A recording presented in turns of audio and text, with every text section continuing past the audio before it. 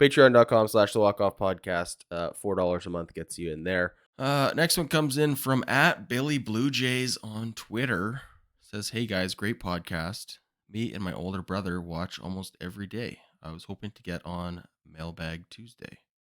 I know Bichette led the league in hits the last couple seasons, but I think I'd take fewer hits if he can walk a little more and see some more pitches. He just seems too aggressive for me. What do you guys think?" Okay, so first of all, Billy, thank you. You and your brother, you keep watching. You hit that like button, buddy. If you're watching this right now and you haven't hit the like button, Billy, get on it. Bug your brother. Tell him to do the same.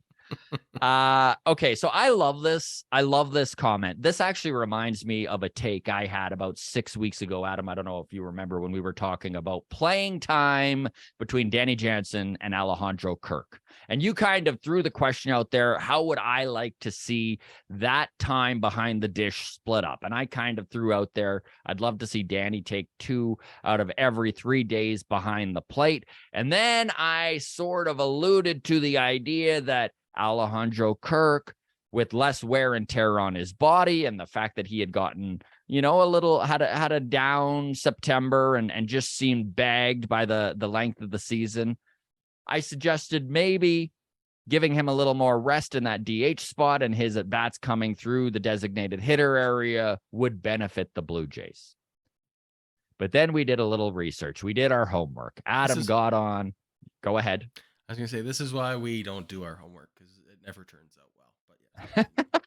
But yeah. Anyways, after Adam looked up all the stats for Alejandro's offense when he is behind the dish and Alejandro's offense when he is DHing, it was substantially better when he was also catching.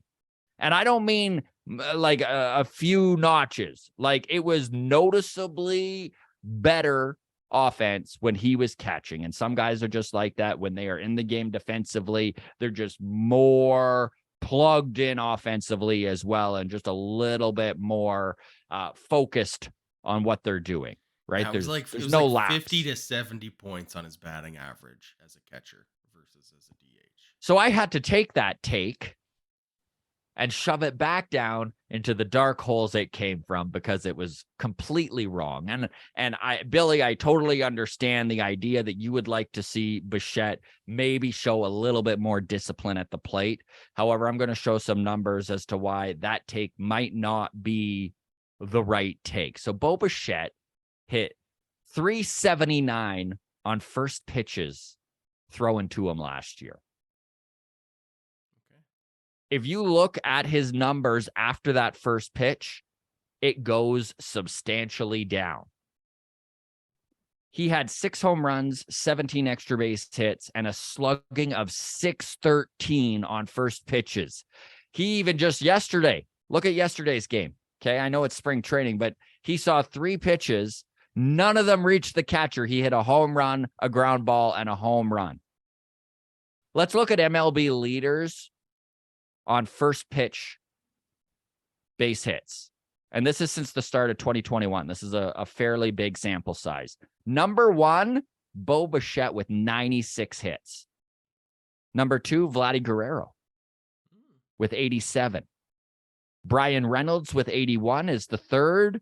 Manny Machado, 79 is 4. And then it drops down substantially to 74 hits on that first pitch from Jose Altuve. Bo this spring is hitting .407 with an on-base percentage of .467 and a slug of .667. Last September, Bo hit .403 with 7 homers, 11 doubles, and 27 RBIs. What I'm saying is that to touch Bo Bichette right now would be lunacy. You leave Bo Bichette as he is, let him swing away. And I understand, because he is so aggressive, that sometimes you watch him swing out of his shoes and you do feel like he is too aggressive. But there was a quote after yesterday's game in the press conference from Bo Bichette that stood out to me. Okay. And basically he said, "I think I found out that I'm really good, to be honest. I always knew I was capable of it, but now I understand who I am. Whether he's right or not, it doesn't matter. The fact he feels that he's right, the fact he feels he's found what he's doing, Wait, and is the how'd that player he quote should be. start? That quote started with, "I think I found out who I am, and it turns out I'm really good." Yeah. So basically, he said, "I think I found out that I'm really good. To be honest, I always knew I was capable of We it, gotta but put now I that on a understand who I t-shirt. am." Yeah. Right. What's that first line there? I gotta write that down. Turns out I'm really good. I think I found out I'm really good. I think I found out I'm really good. All right, we're putting that on a t-shirt. Even if no one buys it, I'm gonna start wearing that. I think I found out I'm pretty good. I think I butchered it again. All right. Lastly, and I don't know how you feel about this, Adam. Probably the same. Always take a hit over a walk. Oh yeah. Well, I mean, listen, Yeah. isolated, and taking all the variables out at Moneyball style. Okay. Yes, a single equals a walk. It's fine. But as soon as there's somebody on base, right, a single is going to score a guy from second. A walk is not. this is true. Always take a walk or a hit. I mean, over a walk. Yes. Anything to now- add on Bo Bichette there, Adam? Okay, if we're talking, if the trade-off is 20 fewer hits, 50 extra walks, maybe there's Yes. an argument to be made there. Now, I don't know that that's how it would translate. Yeah, I've never been a fan of criticizing Bo's approach at the plate because he's leading baseball in hits. That would be 2 like years in a row. it would be like talking to Aaron Judge and being like, "Hey, maybe you should try hitting the other way more." Like, have you ever thought about hitting for contact, getting that on base percentage up a little bit, big boy? Like, just let the. Okay, here's an interesting thing too. Bo Bichette famously has one of the most violent swings Mm-hmm. in the history of the game. Can you think of another hitter at that level who was like a top tier guy, which he is, who had a more, never mind aggressive approach, right? Because that's what we're talking about here, right? Is Yeah. the first pitch swinging aggressive approach at the plate, right? If he had that same attack the first pitch mentality, but he had a swing that looked like Mike Trout, would we even be having this conversation? No. And that's not to poo-poo on what Billy Blue Jays has No. said here. This is a very common sentiment among baseball fans, is that he's too aggressive at the plate. And I just wonder if it's the eyeball test, right? Where you just look at him and he's swinging and he's spinning around and his helmet is falling off. Yeah. And you go, this guy's too aggressive at the plate, right? And then you look at the numbers and you go, oh, he has a lot of first pitch, whatever. And if it starts to like confirm what you thought on initial hypothesis there, but I don't think I would change anything.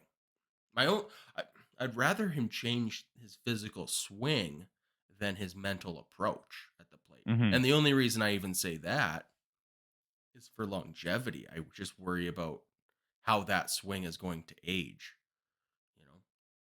But right now, as our 24-year-old shortstop, I who's Foot hitting away. 400 since the middle of August last year, I say don't touch a thing, Bo. I agree. I just think, and maybe that's a factor in a long-term contract consideration is, Mhm. I mean, you look at a guy like Tiger Woods, right?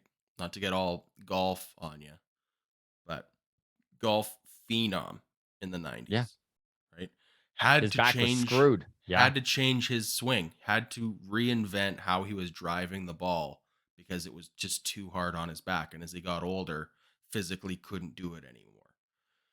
I mean, to his credit, he changed his swing, had some struggles, and then continued to win majors. So like, Mhm. it's doable. But that's a factor. I think you're not going to see a 37-year-old Bo Bichette swinging to the point where his helmet falls off. So, but that's a point for another day. Anyways, I like Bo Bichette is the takeaway here. Yeah, and thanks so much, Billy, Billy. for writing in.